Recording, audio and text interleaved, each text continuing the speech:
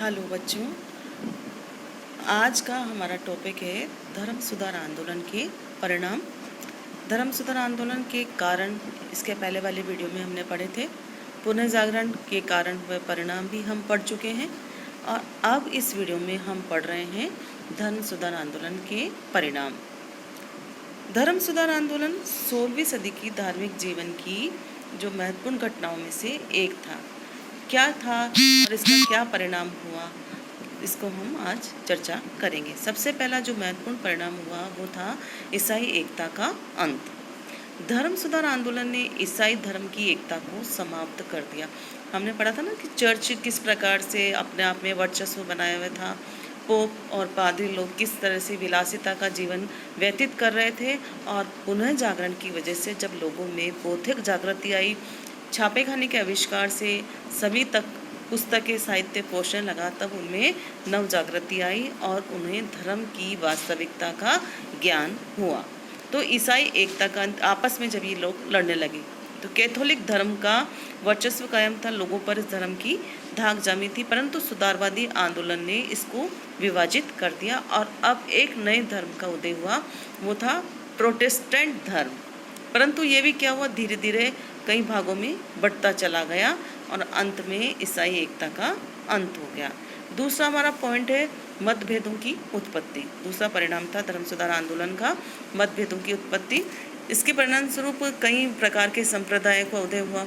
सब में सैद्धांतिक एकता का अभाव था और धर्म के गूढ़ तत्वों को लेकर सब में आपस में मतभेद उत्पन्न हो गए थे, क्योंकि कोई तो भाग्यवाद में श्रद्धा रखता था तो कोई स्वतंत्रता में।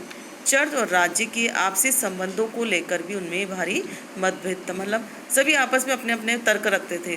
कोई चर्च की स्वतंत्रता का समर्थक था तो कोई राज्य पर चर्च के नियंत्रण का। प्रोटेस्टेंट संप्रदाय में भी और मतभेद उत्पन्न हो गए, क्योंकि इसका कारण मेन तो ये था कि प्रोटेस्टेंट संप्रदाय ने बाइबिल को ही एकमात्र सत्य का प्रतीक मान लिया था और अपने अनुयायियों को भी इस बात की उन्होंने शिक्षा दी थी कि वे किसी भी ढंग से बाइबिल के सिद्धांत का पालन करें। ऐसी अवस्था में क्या हुआ, ऐसी अवस्था में इन सिद्धांतों का पालन करने में आपस में मतभेद होने का संभावना पूरी हो गई।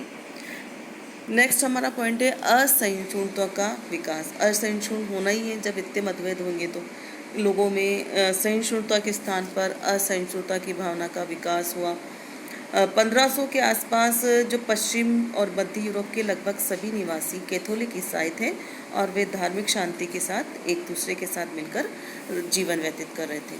लेकिन इसके पश्चात कैथोलिकों के अलावा अब वहाँ काफ़ी सारे लोग हो गए, जैसे लूथरवादी, काल्विनवादी, अनेपास्टिस्ट, मेनोनाइट्स आदि। तो ये सारे लोग क्या होते थे, एक दूसरे से लड़ रहे थे, एक दूसरे का रक्त बहा रहे थे। कैथोलिक और प्रोटेस्टेंट दोनों ने अपने अपने संप्रदाय की सुरक्षा के लिए शस्त्र भी धारण कर लिए थे और इनमें अत्यधिक भयानक युद्ध और कत्लेआम का सिलसिला शुरू हो गया था। कई बार तो ऐसा होता था कि युद्ध बंदियों और स्त्रियों तथा मासूम बच्चों तक पर भी किसी भी प्रकार की दया नहीं की जा सकती थी, नहीं करते थे लोग। तो क्या हुआ, यूरोप धर्म युद्धों की रणभूमि बन गया। अब धर्म के नाम पर हजारों लाखों लोगों को मौत के घाट उतारा जाने लगा। ये स्थिति हुई धर्म सुधार आंदोलन के परिणाम की। अच्छा, सहिष्णुता का भी विकास हुआ। सहिष्णु काफ़ी लंबे समय के बाद प्रोटेस्टेंट विद्रोह ने व्यापक सहिष्णुता का मार्ग प्रशस्त किया। कुछ क्षेत्रों में या दो या अधिक संप्रदाय इस मजबूती के साथ पैर जमा चुके थे कि लोग दीर्घकालीन आपसी संघर्ष होते थे ना, उससे परेशान हो गए और वहाँ की सरकारें भी अब चाहती थी कि अब शांति स्थापित हो। अतः कैथोलिक फ्रांस में नांतेस के फरमान के द्वारा ह्यूगोनॉटों को धार्मिक सहिष्णुता प्राप्त हुई। 16वीं सदी के अंत में भी पोलैंड में भी धार्मिक सहिष्णुता के लक्षण प्रकट होने लगे। 17वीं शताब्दी में हॉलैंड एक धार्मिक देश बन गया। मतलब ये तो हो गया कि आधुनिक धार्मिक सहिष्णुता 16वीं सदी के धार्मिक उथल पुथल की सीधी देन न होकर 1700 के बाद लोगों में धार्मिक उदासीनता और विवेक शक्ति के विकास का परिणाम है। नैतिक और शिष्टता इसके परिणाम स्वरूप आई।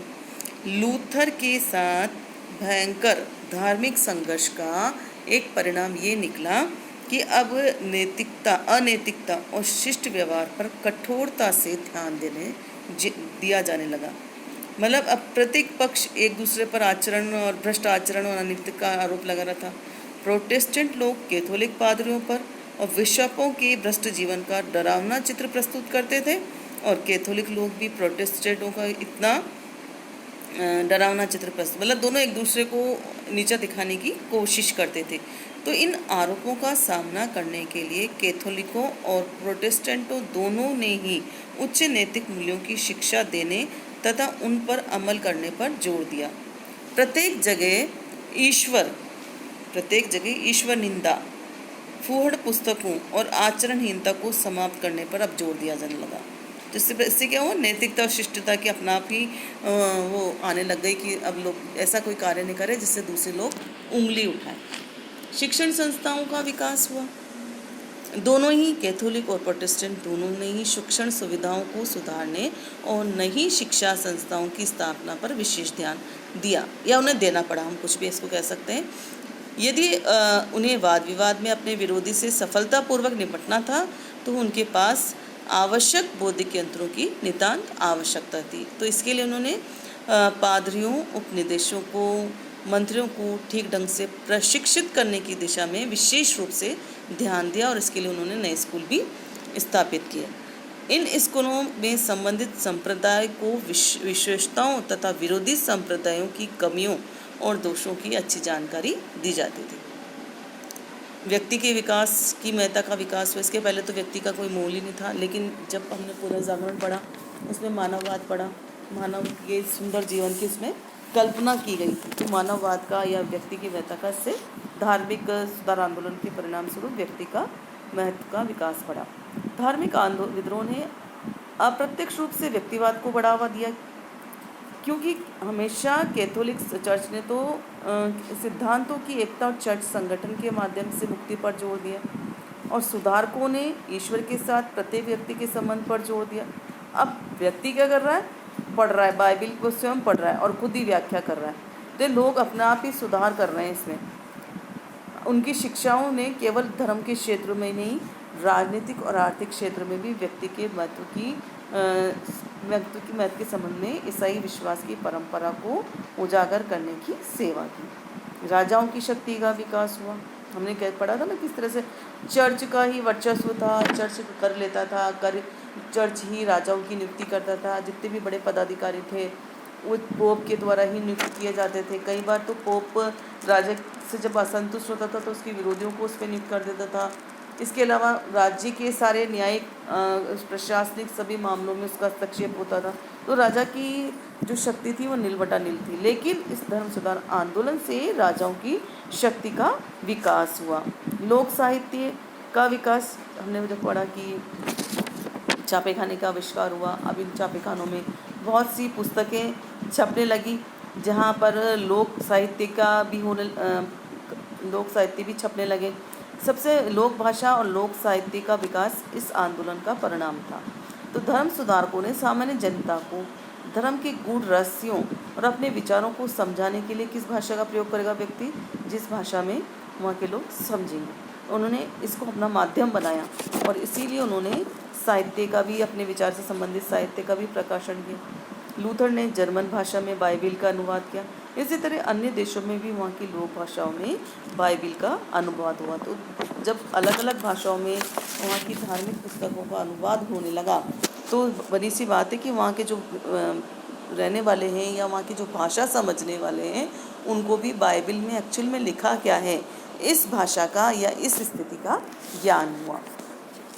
धर्मनिरपेक्षता का विकास, इसमें निरंकुशवाद के साथ साथ धर्मनिरपेक्षता की जो प्रवृत्ति, उसका भी विकास हुआ। बहुत सी गतिविधियां जो थी जिन्हें पहले चर्च देखा करता था, अब उनकी देखभाल का उत्तरदायित्व किसके पास आ गया, सरकार, राज्य सरकार के पास आ गया। और मध्य युग में शिक्षा, दान और बहुत सी कानूनी मामलों पर नियंत्रण चर्च पे था। जब चर्च की शक्ति को ही हटा दिया गया और प्रोटेस्टेंट राज्यों में इसकी ज़मीन और संपत्ति को छीन लिया गया, तो संबंधित सरकारों के लिए चर्च का दायित्व भी उनको निभाना पड़ने लगा। उन्हें स्कूलों की स्थापना, रोगी निर्धनों की देखभाल, परिवार और विवाह संबंधी कानून बनाने पड़े। तो इस प्रकार धर्मनिरपेक्षता का विकास हुआ। उनको तो सबको ही देखना है, ऐसा थोड़ी एक पर्टिकुलर व्यक्ति के ऊपर देखेगा। और लास्ट हमारा पॉइंट है पूंजीवाद। धार्मिक परिवर्तनों के अन्य प्रभावों में एक प्रभाव पूंजीवाद का भी था। प्रोटेस्टेंटवाद ने पूंजीवाद के विकास का मार्ग प्रशस्त किया या नहीं ये तो स्पष्ट नहीं है, किंतु मध्य युग में चर्च ऋण लेने से विरोध करता था और पूंजीवाद जब तक इसका बढ़ावा नहीं होगा या व्यापारी सूद नहीं लेगा तब तक वह ज़्यादा कमाई नहीं कर सकता। ये नहीं कह सकता कमाई मतलब उसको ज़्यादा धन की आवश्यकता है, ज़्यादा व्यापार की, तो वो ब्याज लेना चाहता था। इसीलिए जब ये सब खत्म हो गया चर्च का, तो अब क्या हुआ कि नया दृष्टिकोण अपनाया गया। ब्याज लेने की तरफ से उदार दृष्टिकोण को अपना गया और मितव्ययता, समय और कठोर श्रम पर जोर दिया गया, जो कि व्यवसाय की वृद्धि और पूंजीवाद के विकास के लिए आवश्यक गुण थे। फिर भी पूंजीवाद के विकास में कितना धर्म सुधार आंदोलन ने अपना योगदान दिया ये कहना मुश्किल है। तो इस प्रकार हम यूरोपीय इतिहास में जो धर्म सुधार आंदोलन की स्थिति है या उसके परिणाम है, उसका महत्वपूर्ण स्थान रहा और मध्ययुगीन मान्यताओं, अंधविश्वासों को इसमें समाप्त किया गया। पोप एवं चर्च के एकाधिकार का अंत हुआ। नवयुग की नवीन या नई प्रवृत्तियों को प्रोत्साहित करने में इसने महत्वपूर्ण भूमिका अदा की तथा प्रोटेस्टेंटवाद ने धार्मिक जीवन का केंद्र चर्च की बजाय मनुष्य को और व्यक्ति को बना दिया। धन्यवाद।